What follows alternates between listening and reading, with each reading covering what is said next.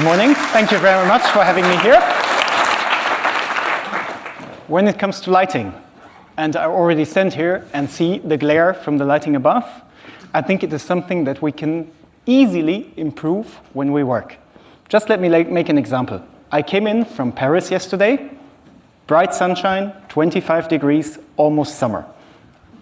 I opened the curtains of the hotel at 6-ish this morning and came to the conclusion, close them directly again, go back to bed, it's raining and it's dark outside. So when we look at lighting, we see that there is a lot of influence what actually comes from outside. And this is what I have dedicated the last 7 years to, is to make it possible that we bring a little bit of this good light quality from outside back to the inside. And I heard talking about Industrial Revolution a couple of times. Actually, when we look back to Industrial Revolution, which is now 150 to 250 years, we understand as people that our living conditions have drastically changed. And when it comes to these living conditions, we see that our day has shifted inside. So we are not exposed, as the people before, to daylight. Our cycle, our body cycle, is not tuned to the daylight anymore. And this is what I have brought in my presentation for today. It's on the one hand, and I'll go into this right now, a little idea on workplace ergonomics in terms of lighting and how does this relate to new work environments. The second part is some basic principles on visual ergonomics, and I'm not going to give you too much technical details. There will be only one technical slide coming up. And then I'll have some planning parameters or very easy design parameters that you in your daily business can easily adopt to improve the condition in which people actually work. So let's take a look at the new work environments. And as you can see, we talk about open space offices. We talk about remote working, activity-based working. We talk about co-working spaces. We talk about multi-generational workforces. So people which are from everywhere, at any age, at any need. And what I see behind this is all these people are different. And when it comes to the design of offices, we actually miss a little part on the lighting. Because what people look at most when they say, I work in a good environment or I work in a bad environment, is actually, and I've cited a study here which goes in line with another 50 or 60 studies, that actually shows light, illumination, and bright rooms as one of the decisive factors. The second decisive factor I would see is noise. So just a little other example, someone is standing with a jackhammer in the cellar next to your office building, you're going to support this for 2 seconds. And then someone is going to go there and to shut this person off. And the last, or the third point that I see as an important one is air quality, as well as the general space of the office layout. So what we look at the moment when we design offices is we look at space, we look at air, and we probably look at soundproofing. Soundproofing is at the beginning of the stages, but we see it more and more. But what we actually don't look at is light or illumination. So I still see, and I see probably 50 offices in a year, I still see people sitting 5th, 6th, 7th, 8th row away from the windows. So they don't have any connection to nature. And what happens to our body rhythm will come up in a minute. Just a little view before. When we talk about lighting, and this is for me the most important part of this, we actually think about costs. What are costs? Energy costs. So lighting should be cheap, and lighting should be mostly cost efficient. But when we look at the general cost of businesses, and this is World Green Building Council, so this is a quite recent study, and I think it's pretty much the same for London, probably rental costs are a little bit higher here, we actually see that energy costs, heating, water, and electricity make up 1% of a general office's costs. What we see is 90% of the costs are based on the people. And when we do not put the people in front, we actually try to minimize energy costs, but we're minimizing from a very much smaller base. So coming from this, we can take a quick look at what is happening to visual ergonomics. So what has our vision to do with our body, and what has our vision to do with our internal clock? Actually, there are a couple of discrepancies. What we know and what you experience, I guess yourself, and for me it's even a little bit more, you spend 90% of your days inside. what happens is we don't have connection to nature. And the person who talked before me, we said we don't move enough. But actually we don't move enough outside. If we go to the gym, these 90% even reduce more. There's a very nice study from Charité University in Berlin, which has been conducted with engineering students, and they had glasses on with a little actrometer, measuring the amount of movement and the amount of daylight they actually received in a day. And guess what? The major part of daylight they received is when they go to the subway in the morning. So it's about 10 minutes. And second interesting fact is the biggest part of bright light they receive in the day is actually in the evening when they're in the bathroom. So if you look at the right-hand part of the slide, you see on a sunny day outside, we have about 100,000 lux. 100,000 lux is equivalent to lunchtime in London, sun, in bright skies, and you really sit outside of the shadow. What we have today outside is probably 10,000 lux.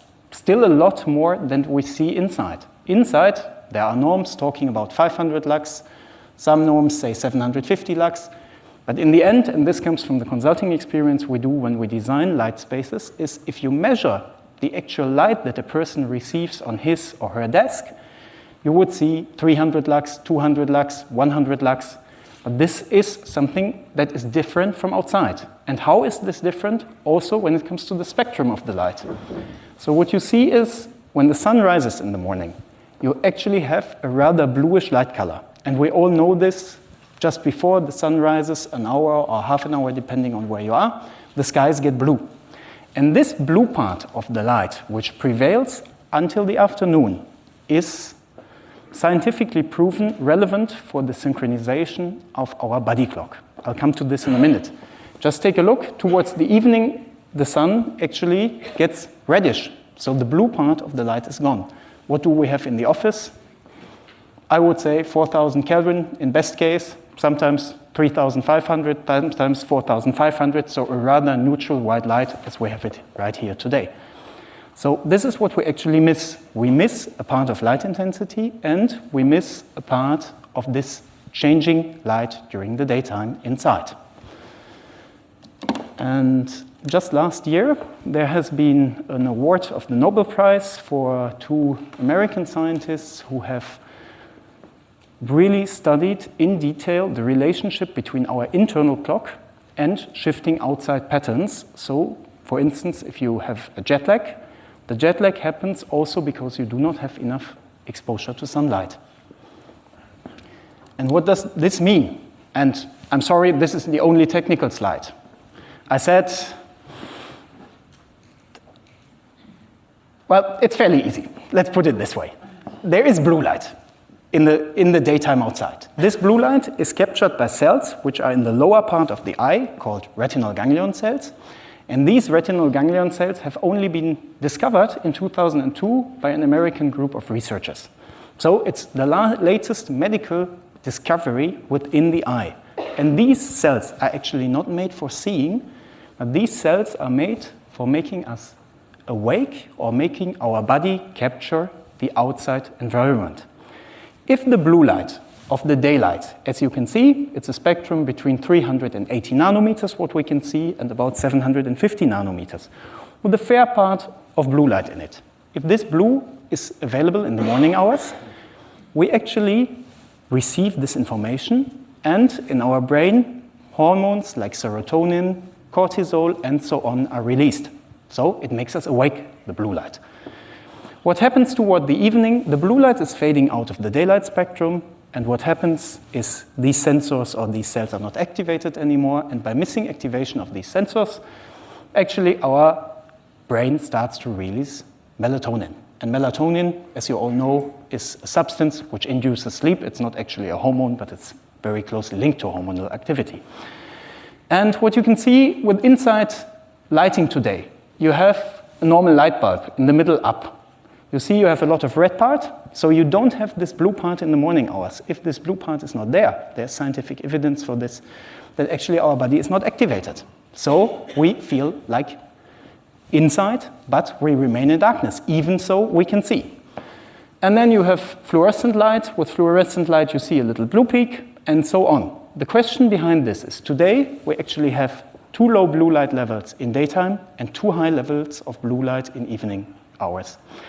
And especially during the evening hours, these blue light levels are cancerogenious. There has just been a legislation passed in Sweden which says that it's not allowed to use blue light, blue enriched light for shift workers because they are more prone to cancer. So what happens today with LED technology, and this is the main part why I'm dealing with it since 2012, is with LED technology, for the first time, we have the possibility to actually shift the spectrum. So we can have decent LEDs for the daytime, and we can have different LEDs for the nighttime. And I don't have my cell phone, but you all know it from the night shift mode on your iPhones and iPads and Samsung and so on. What happens is we can shift the spectrum. For the phone, just as a side information, it changes the color, but it still has blue light spectrum available. So for the phone, we have to be a little bit careful because blue light is still emitted by the diode. But what we can do is if we use very good quality LEDs, we can mimic the cycle of the sunlight to a very small extent, but this small extent is certainly better as what we have today and bring better lighting conditions to people. Well, what happens if we have bad lighting situation? I guess I will let you read this and cite 2 points, especially on the bad part. Deterioration of memory performance. Jet lag, everyone knows what happens. You're feeling tired, you're feeling unhappy probably, you can't remember things properly. Depressive states. I'm just citing winter blues when I look back to Sweden. This is one of the very common phenomena if you have a lot of missing daylight in the dark season. Or you have digestive disorders. So what happens if we do not have the right light set, we actually tend to eat more chocolate because cortisol and serotonin is prevailing in chocolate. And then if you have blue enriched light during daytime, it improves your ability to perform immediately. So this light is like the sunlight outside. Imagine you take a walk at lunchtime. When you come back from the walk, you're usually more awake. Same as if people go on holiday for a couple of weeks, they feel better after the holiday. And this is also related to the sunlight. There are more factors, but sunlight is one of them. It reduces blue enriched light during the daytime, the negative consequences of blue light in the evening. Because normally we are used, looking back 250 years, to darkness at nighttime. Today we work at nighttime. We have neon signs everywhere. Everywhere it's lit.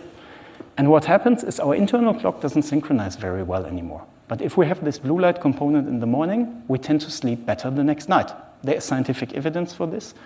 I have been on a publicly funded study with the University of Berlin as well, where we have put about 40 students in front of different artificial light sources and natural light. And you can actually see that they sleep much better in the following night. And you can see that their melatonin level, if it's exposed to blue light in the evening, the melatonin level drops. So you're not that easy getting to sleep. Meaning, if you watch TV before going to bed, it's probably not the smartest thing we can do. Because in the TV, you have LEDs. These LEDs emit blue light, and actually it activates us. So what happens if we can easily increase visual comfort in the office, in the workplace, wherever we are? Headaches go lower.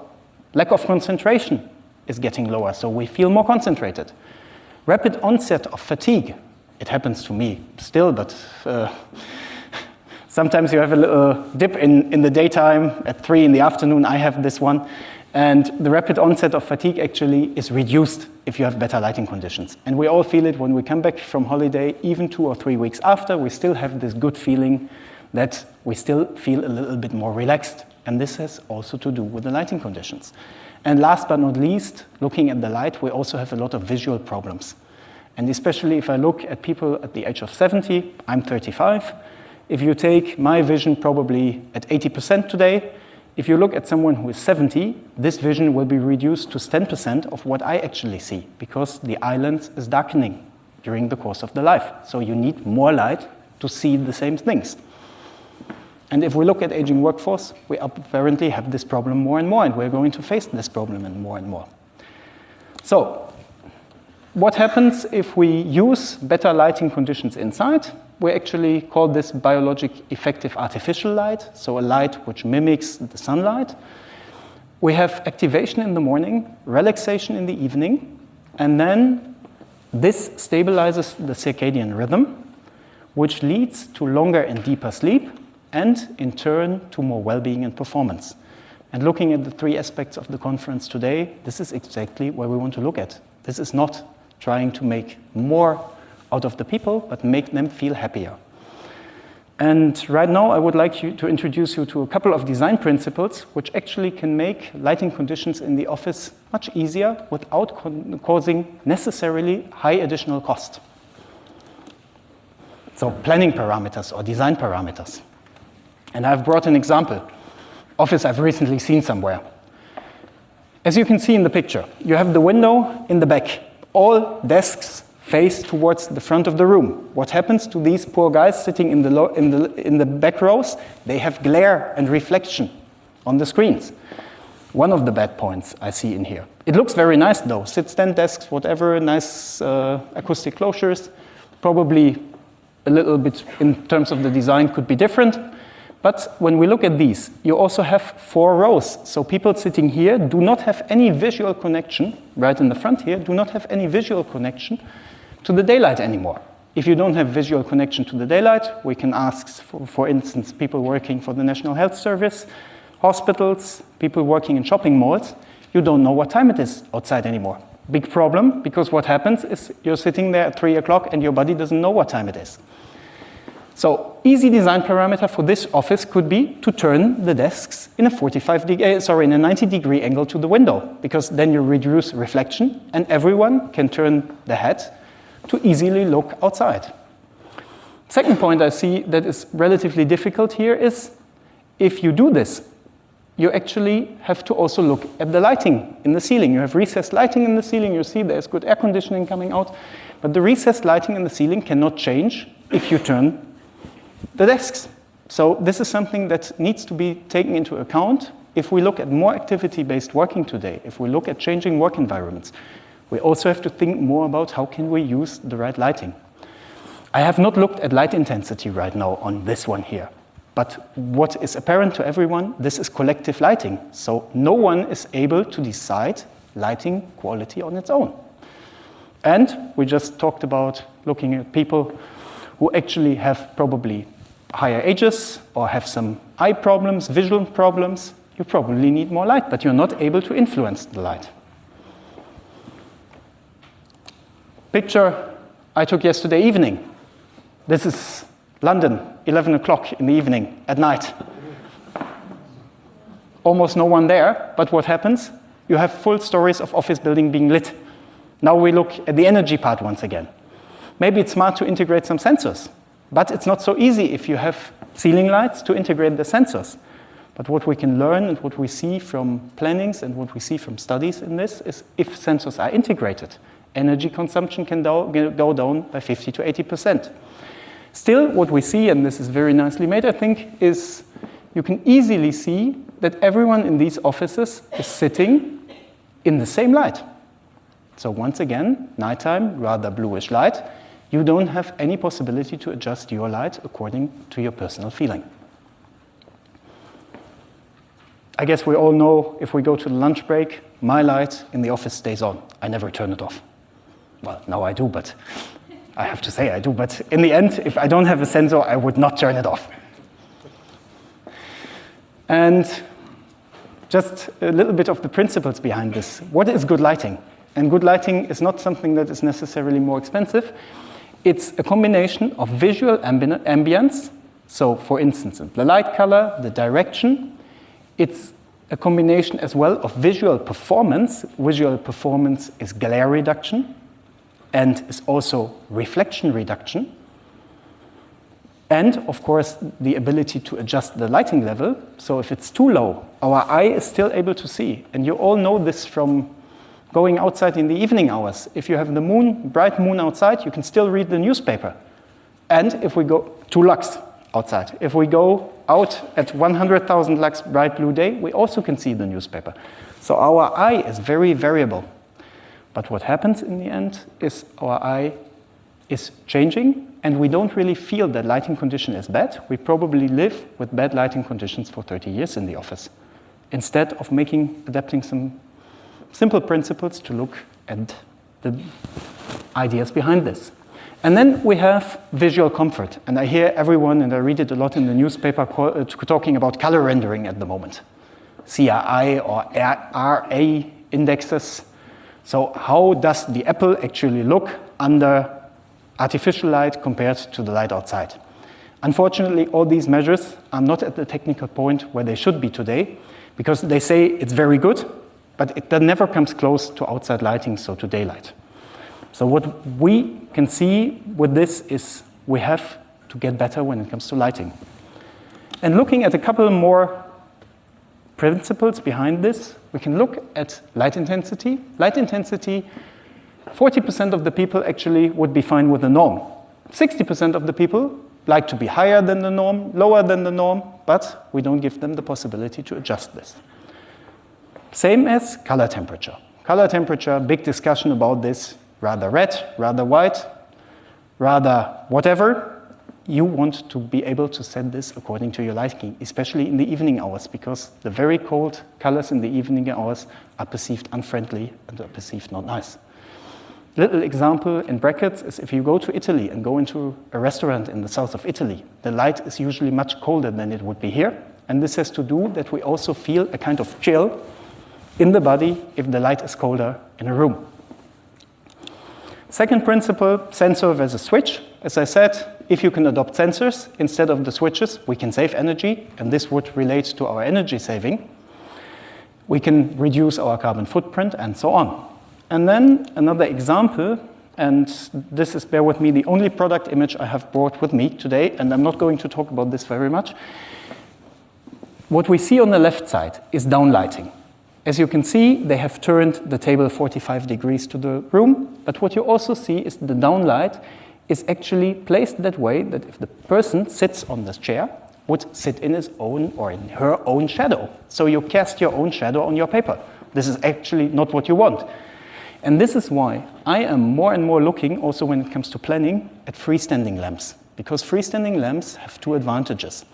They have the advantage that you can move them around with you, and for the architects among you, you have clear ceilings. You don't have all these things under the ceilings.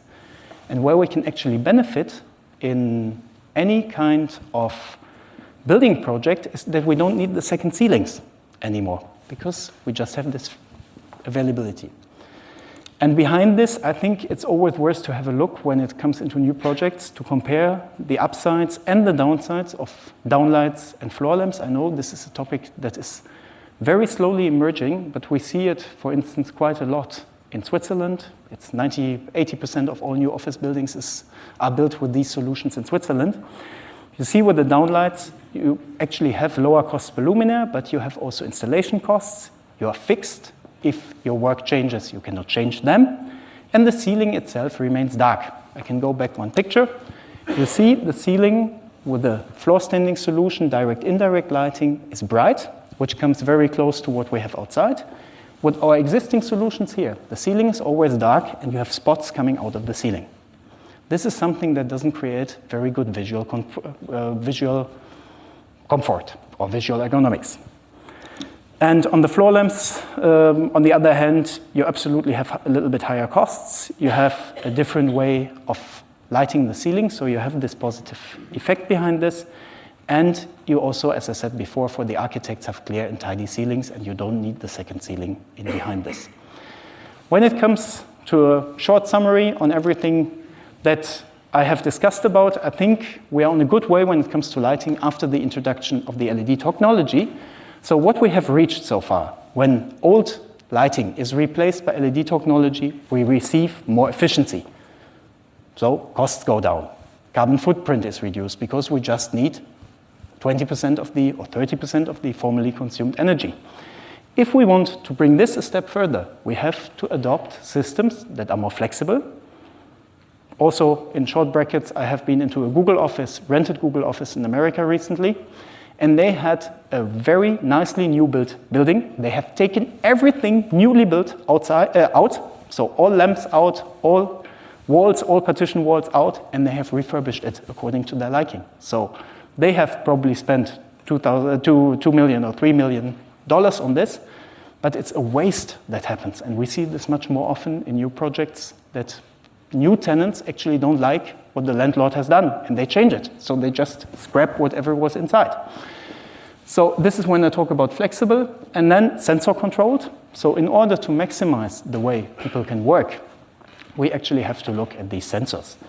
And last but not least, the idea is to make light more well-being oriented. So in order to put the person in front, to go away from collective lighting to more individual solutions. And I would have presented some case study. My time is over, so I'm right done.